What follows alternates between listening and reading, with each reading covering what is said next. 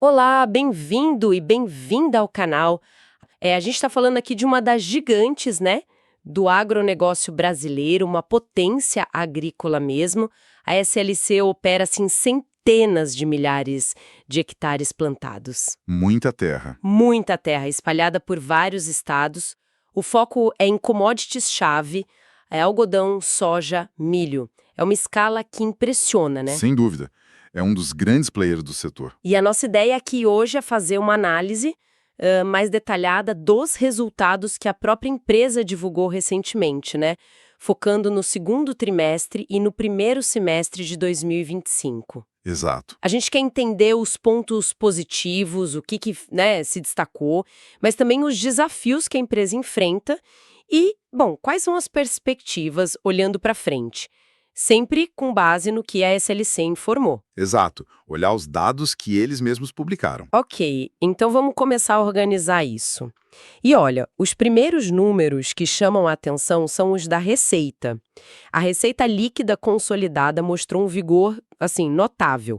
Uhum. No acumulado do primeiro semestre de 2025, chegou a 4,2 bilhões de reais. Isso é um crescimento de 26,7% comparando com o primeiro semestre de 2024. É bastante coisa. É um número forte. E se a gente olha só o segundo trimestre de 2025, o avanço foi ainda maior, né? 1,86 bilhão de receita, um salto de 37,8% sobre o mesmo TRI do ano passado. Quase 40% a mais no trimestre. Exato. E o interessante aqui, eu acho, é que esse crescimento todo da receita veio principalmente do aumento de volume vendido. Não foi só preço. Ah, então venderam mais quantidade. Principalmente de quê? Especialmente soja e milho. As vendas de soja, se a gente medir em toneladas, praticamente dobraram no segundo trimestre de 25 comparado com 24. Tipo, um aumento de 99,9%. Dobrou. Dobrou. E o milho vendido também disparou, cresceu 88,9% no trimestre. A empresa até falou que foi recorde histórico de volume e receita faturada no semestre. E além do volume, a produtividade da soja na safra 24-25 também ajudou. Foi melhor que a safra anterior.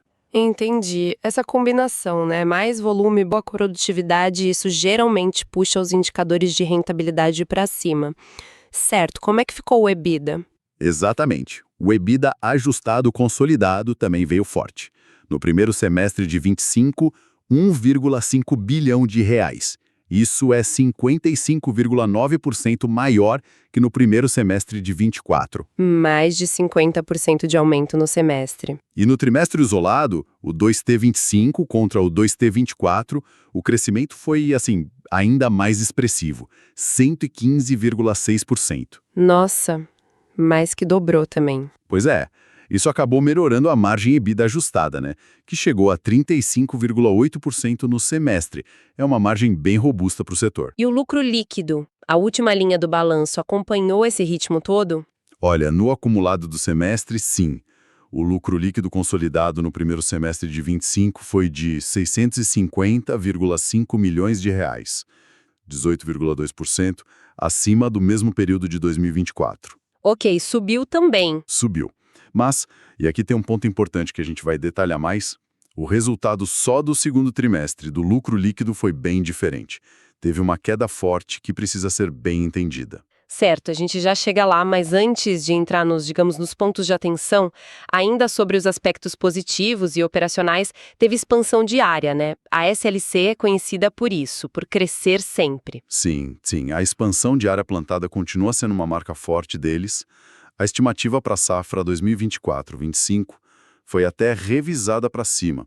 Chegou a quase 736 mil hectares. 736 mil. É 11,3% maior que a área da safra anterior. Esse aumento foi puxado principalmente por soja e pelo milho segundo a safra, a famosa safrinha. Uhum. E é importante dizer também que durante o segundo trimestre começou a colheita do algodão de primeira safra e também das culturas de segunda safra, né?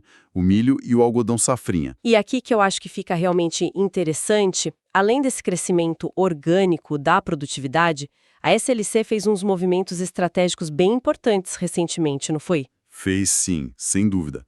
O mais relevante foi a conclusão da aquisição daquela participação de 100% na Sierens Agro, que agora eles chamam de SLC Agropecuária. Ah, a compra da Sierens, né? Exato. Essa operação foi efetivada ali no comecinho de julho de 2025. E ela adiciona a sindicar uns 100 mil hectares à área de atuação da SLC, principalmente terras arrendadas lá no Maranhão e no Pará, naquela região do Matopiba. 100 mil hectares de uma vez. É um salto bem grande. Isso muda a escala da empresa para a próxima safra já? Muda e muda bastante. Com essa incorporação da Sierens, a projeção da SLC é que a área plantada na safra 25-26 chegue perto de 830 mil hectares. 830 mil. Isso significa um aumento adicional de quase 13% sobre a área que já era maior na safra 24-25. É um movimento bem agressivo de consolidação, de expansão territorial. Uma coisa interessante sobre a Sierens é que a maior parte da área é arrendada, né? Isso talvez traga uma dinâmica um pouco diferente para integrar, talvez um risco diferente comparado a comprar terra própria, mas permite crescer a área operada mais rápido. Faz sentido. E falando em estratégia, investimento de longo prazo, teve outro anúncio que chamou a atenção. Aquele projeto de irrigação. Parece ser algo gigante. É um projeto, assim, super ambicioso. E estratégico, né? Fica lá no oeste da Bahia. O plano da SLC é mais do que triplicar a área irrigada que eles têm hoje. Triplicar. Hoje são uns 16 mil hectares irrigados. O objetivo é chegar a 53 mil hectares nos próximos anos. É um aumento enorme. Já para a próxima safra, a 25-26, a meta é instalar irrigação em mais 3,3 mil hectares. E qual que é a lógica por trás de investir tanto dinheiro assim em irrigação? É para diminuir o risco do clima? Principalmente isso. A irrigação é uma ferramenta muito poderosa para reduzir a dependência da chuva, né? Que é um dos maiores riscos do agronegócio, ainda mais em regiões como o oeste baiano.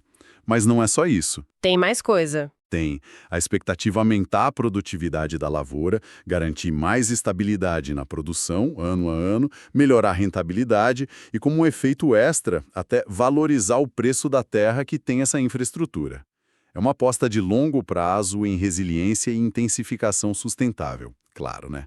Um projeto desse tamanho exige muito capital e uma execução perfeita. Uhum. E para completar esse quadro de iniciativas estratégicas, tem a frente de ESG, né? Parece que a SLC também está bem ativa nisso. Sim, a empresa tem dado bastante destaque para essa agenda. Pelo 4º ano seguido, eles foram reconhecidos no prêmio Melhores do ESG da revista Exame. Ah, legal. Receberam também o reconhecimento do Pacto Global da ONU por um programa de economia circular. Basicamente, eles pegam resíduos orgânicos da operação e transformam em biofertilizantes que voltam para as próprias fazendas. Isso é interessante, né? Tanto para o meio ambiente quanto para o bolso, imagino. Exato. E além disso, fecharam uma parceria com uma empresa chamada MyCarbon. O objetivo é desenvolver projeto de agricultura regenerativa e gerar crédito de carbono lá no Matopiba. Crédito de carbono? Essas iniciativas ESG, elas vão além da imagem da empresa, sabe? Elas podem de verdade gerar valor econômico no longo prazo, seja reduzindo o custo, atraindo investidor focado em sustentabilidade ou abrindo novos mercados como esse de crédito de carbono que está crescendo muito. Alinha a empresa com o que o mundo está pedindo, né? Um agro mais responsável. Pode até facilitar acesso a financiamento verde. Ok, então cobrimos bem esses pontos de crescimento, estratégia e ESG, mas como eu falei antes, o quadro não foi só positivo, né? Especialmente se a gente olhar o resultado só do segundo trimestre. O que aconteceu ali? É verdade. Apesar da receita ter crescido forte, como a gente viu, o resultado bruto da SLC no segundo trimestre de 25 caiu 21,1% comparado com o mesmo período de 24. 21% a menos no resultado bruto? E a queda no lucro líquido trimestral foi ainda pior, um recuo de 56,5%. Mais da metade do lucro evaporou no trimestre. Exato. E isso, claro, pressionou as margens no trimestre. A margem bruta ficou em 35,2%, bem abaixo dos 61,5% do segundo trimestre de 24.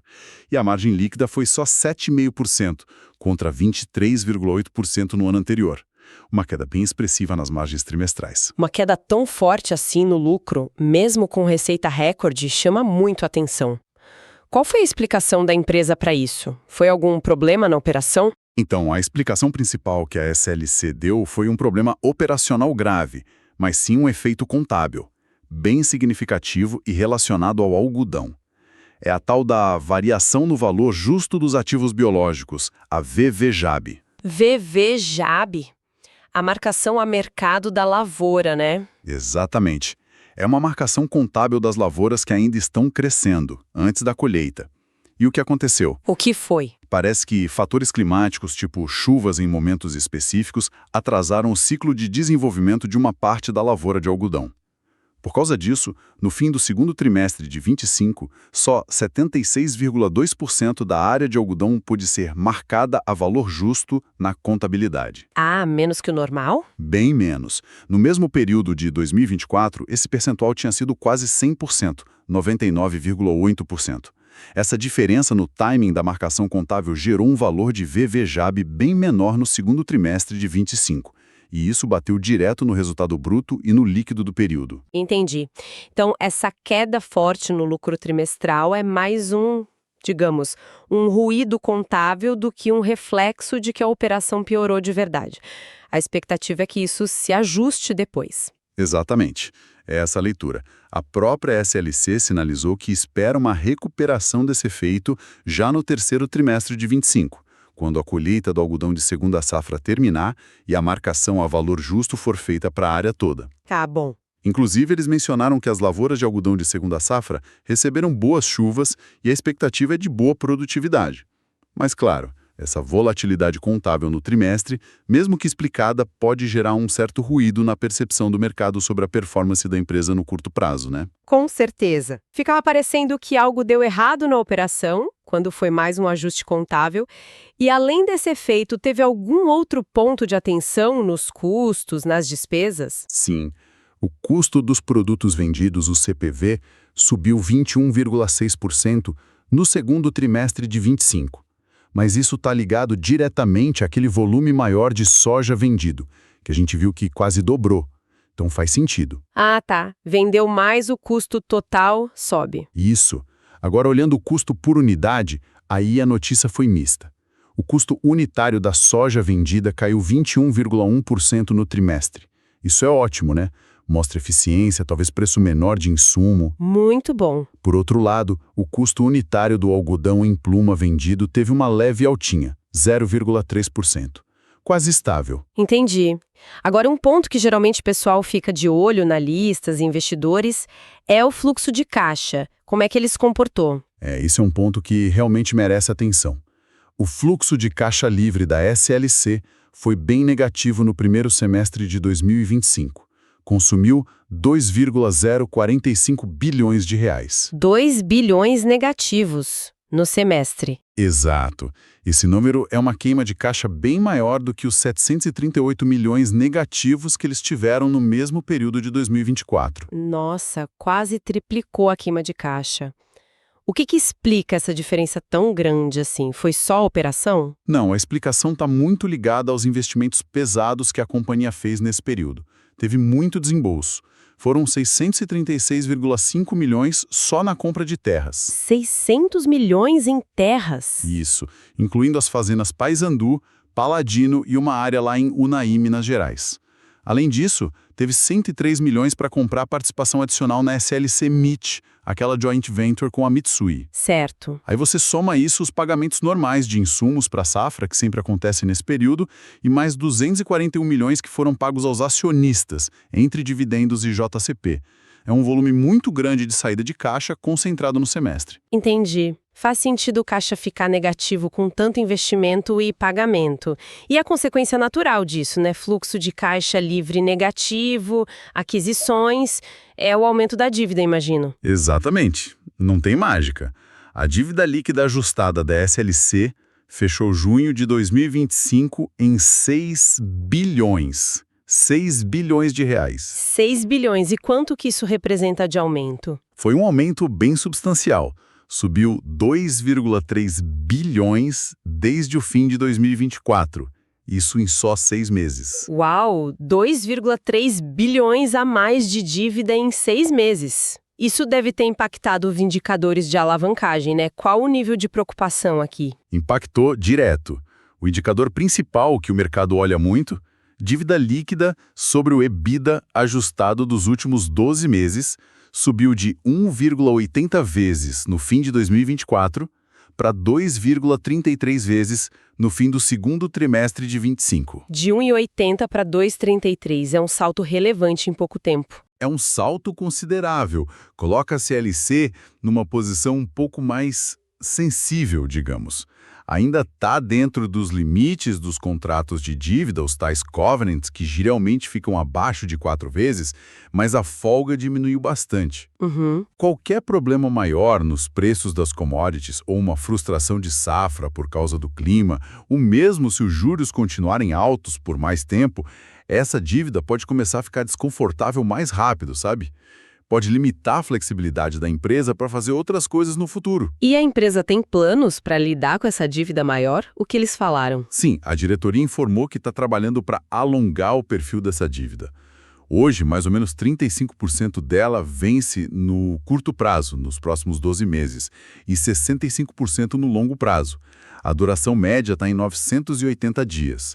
O objetivo é esticar esses prazos para dar mais fôlego para o caixa. Faz sentido. Mas é claro que, com mais dívida e o CDI ainda alto, as despesas financeiras também subiram. E isso pressiona o lucro líquido lá na ponta. É um equilíbrio delicado, né? Investir para crescer versus manter a saúde financeira em dia. Com certeza.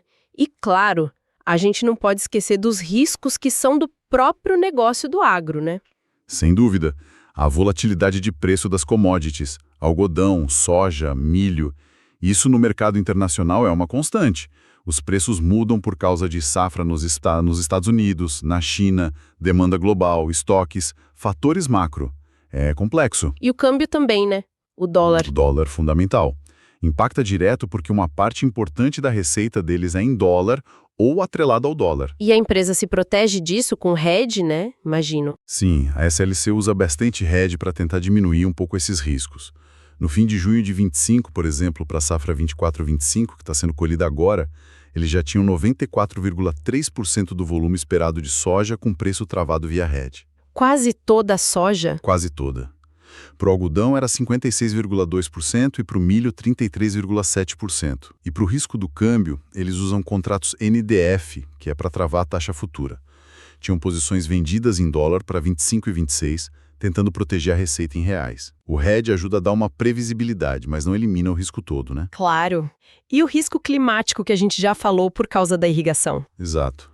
Mesmo com esse mega projeto de irrigação, que é chave para mitigar o risco, ele sempre vai existir. Um evento climático extremo, uma seca muito forte, uma geada fora de hora, pode impactar a produtividade mesmo onde tem irrigação ou em outras fazendas da empresa. É uma variável que tem que monitorar o tempo todo e ter plano B. Certo.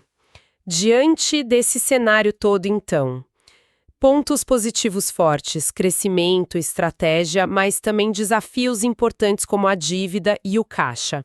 O que a gente pode esperar da SLC daqui para frente? Olha, olhando para frente, a rota de crescimento da SLC parece bem clara, pelo menos em termos de área. A integração das Cierentes, a continuidade do projeto de irrigação, isso deve garantir um aumento significativo da escala nos próximos anos. O grande desafio vai ser transformar essa escala maior em rentabilidade consistente. E na operação mesmo, onde que deve estar o foco principal? Manter e melhorar os ganhos de produtividade vai ser fundamental. E nesse ponto tem um dado positivo, que eles divulgaram, a queda no custo de produção que eles tinham orçado por hectare para essa safra 24-25. Ah é? Caiu o custo? Sim, por exemplo, o custo orçado para a soja caiu 8,3% e para o milho safrinha 7,8%, comparado com a safra anterior. Disseram que foi principalmente por causa de preço menor de fertilizante defensivo semente. Conseguir controlar custo enquanto cresce é chave. Com certeza. Além disso, vai ser importante acompanhar de perto o final da colheita agora da safra 24-25, especialmente o resultado do milho safrinha, que lá em agosto estava com uma produtividade estimada quase 10% acima do que eles projetavam. Opa, boa notícia.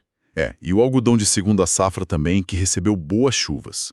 Confirmar esses bons resultados na colheita vai ser importante.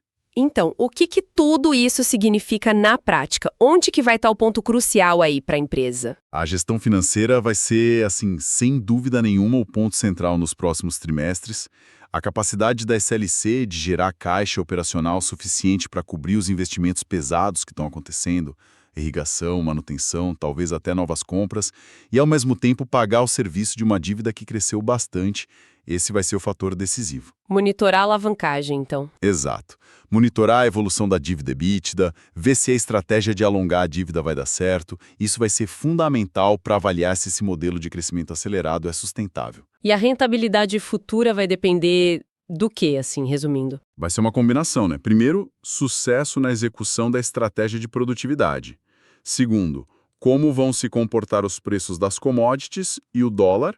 E, claro, a eficiência do hedge. Terceiro, controle rigoroso de custo de produção e despesa operacional. E quarto, que está ganhando peso, é gerenciar bem a despesa financeira por causa da dívida maior. E não dá para subestimar o papel do ESG também. Se aqueles projetos de agricultura regenerativa e crédito de carbono realmente se concretizarem e gerarem receita, isso pode agregar um valor relevante no médio e longo prazo, além de fortalecer a imagem da empresa com investidores e mercados que exigem sustentabilidade. Fazendo um resumo geral, então, a gente vê a SLC Agrícola no momento de forte crescimento de área e receita, né? Impulsionado por movimentos estratégicos bem claros.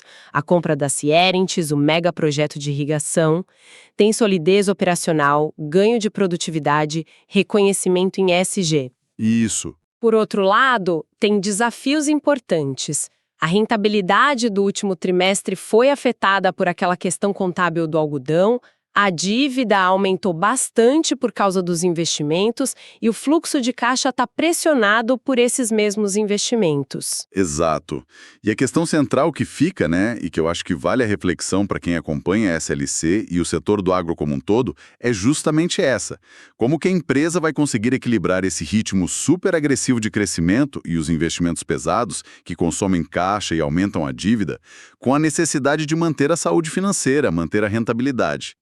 Isso tudo num cenário macro que ainda tem juro relativamente alto e a conhecida volatilidade do mercado de commodity agrícola e do câmbio.